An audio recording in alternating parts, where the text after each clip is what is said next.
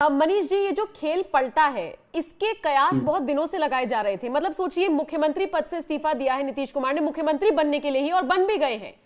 इस बार जो पलटी आप मारी है, अगर मैं कहूं सिर्फ नीतीश कुमार पलटे हैं तो गलत होगा।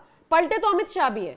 सवाल केंद्र पर भी उठ रहे हैं। देखिए, मैं आपसे एक बात कहना चाहता हूं कि मैं बस इतना ही कहूंगा कि मेरे लिए नीतीश चाचा जी अब आदरणीय हो गए।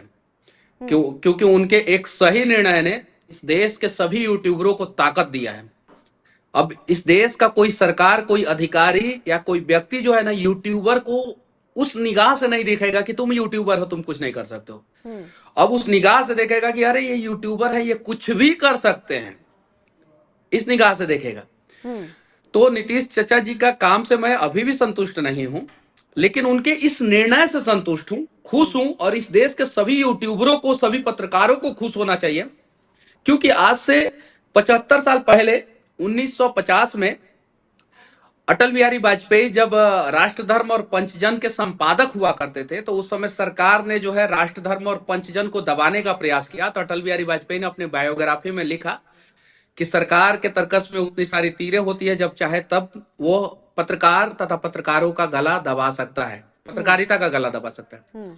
वो कहानी थोड़ी पुरानी हो गई थी, लोगों को याद नहीं था।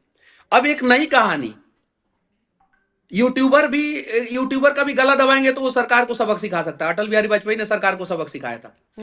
किसी भी सरकार को ये किसी ने नहीं दिया है पावर कि वो पत्रकार या यूट्यूबर का गला दबाए, चाहे वो पत्रकार लेफ्ट विंग का हो, राइट विंग का हो, सेंट्रल विंग का हो, किसी भी विंग का, चाहे उससे आपका मतभेद हो, मनभेद हो, आपका मैच नहीं करता हो विचारधारा, कोई फर्क नहीं पड़ता।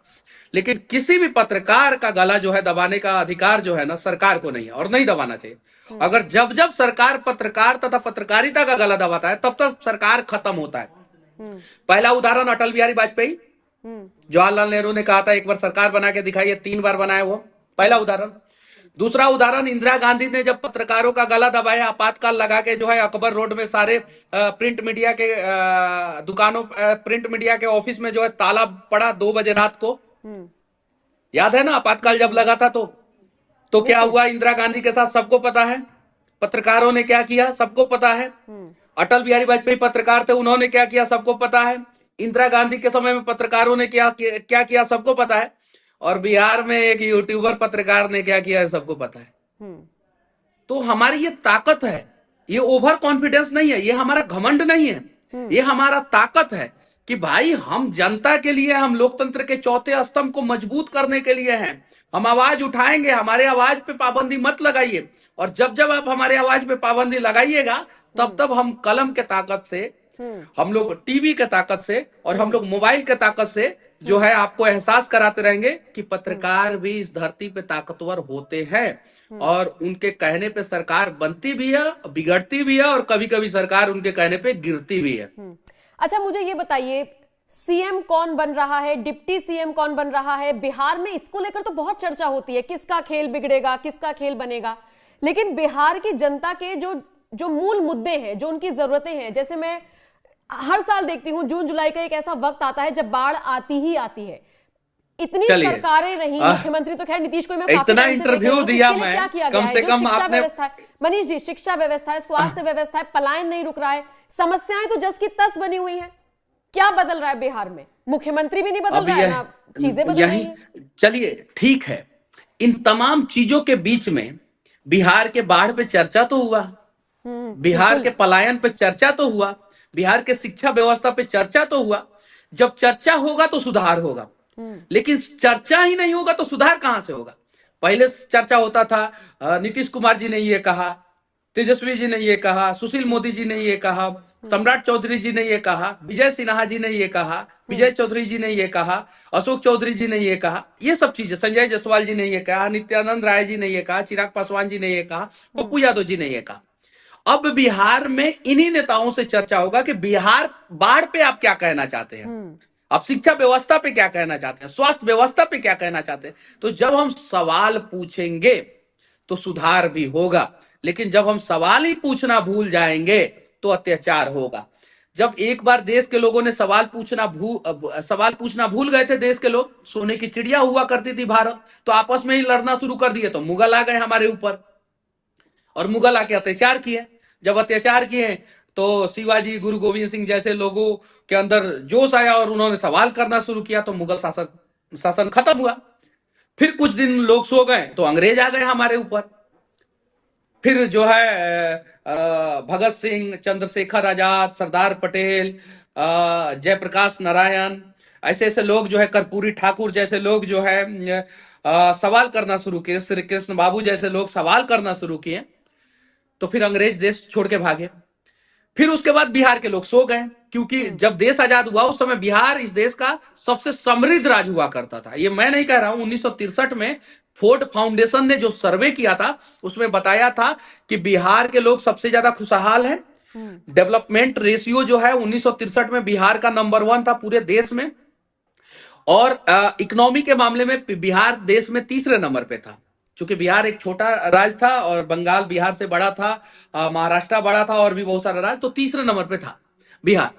उसके बाद से बिहार के लोगों को लगा कि अरे सर्वे तो हो गया, हम तो सबसे आगे हैं, हमारे यहाँ तो बरौनी फर्टिलाइजर है, हमारे यहाँ एनटीपीसी है, हमारे यहाँ बोकारो स्टील सिटी है, हमारे यहाँ जमशेदपुर टाटा पावर का फैक्ट्री है, हमारे यहाँ कोयला है, अबरक है, हमारे यहाँ गंगा नदी है, हमारे यहाँ सब कुछ है। तो 1963 के बाद सर्वे में भी हमें नंबर 1 बता दिया गया। श्री कृष्ण सिंह उस समय मुख्यमंत्री हुआ करते थे बिहार के। उसके बाद बिहार के लोग सो गए तो 2023 में जो है उसका निर्णय निकला कि बिहार तो सबसे पीछे चला गया ह्यूमन इंडेक्स के मामले में, पर कैपिटा इनकम के मामले में बिहार, लैंड के लिए जो मारपीट होता है उसमें सबसे ज्यादा मर्डर बिहार में हो रहा है। अगर डेंसिटी के हिसाब से एनएच को देखा जाए तो सबसे कम बिहार में है, नेशनल हाईवे डेंसिटी के हिसाब से, पब्लिक डेंसिटी, पॉपुलेशन डेंसिटी के हिसाब से देखा जाए तो सबसे कम नेशनल हाईवे बिहार में है। एजुकेशन में बिहार पीछे चला गया, हेल्थ में पीछे चला गया, जो नंबर 1 पे था 63 में। तो जब हम सोएंगे, जब हम सवाल पूछना भूल जाएंगे, तब यही होगा। अगर 6 महीना कुंभकर्ण नहीं सोया रहता तो रावण को शायद बताता कि भाई तुम गलत कर रहे हो, तुम गलत कर रहे हो, तो रावण गलत नहीं करता। तो जब जो लोग भी सो जाएगा, हम लोग भी सो गए, हमारा बिहार पीछे चला गया। अब हम बिहार के लोग जग रहे हैं, हमारे ऊपर सवाल हो रहा है, हमसे बिहार के बाढ़ पे पूछा जा रहा है, शिक्षा व्यवस्था पे पूछा जा रहा है। और मैं दावे के साथ कहता हूं कि अगले 1 से 2 महीना के अंदर अंदर सरकार को नदियों से नदियों को जोड़ने वाला प्रोजेक्ट लाना पड़ेगा। 1 से 2 महीना, ये एक और भविष्यवाणी कर रहा हूं मैं कि सरकार जो है, बिहार सरकार नदियों से नदियों को जोड़ने वाला प्रोजेक्ट लाएगा और बिहार का सबसे बड़ा समस्या पे समाधान शुरू होगा। ये गारंटी, वादा है। क्योंकि ये प्रोजेक्ट जो है अटल बिहारी वाजपेयी का था। उन्होंने कहा था बिहार में भाषण में कि नदियों से नदियों को हम जोड़ेंगे, लेकिन उसके बाद से मनमोहन सिंह आ गए। कांग्रेस तो बिहार से ऐसे भी नफरत करती थी।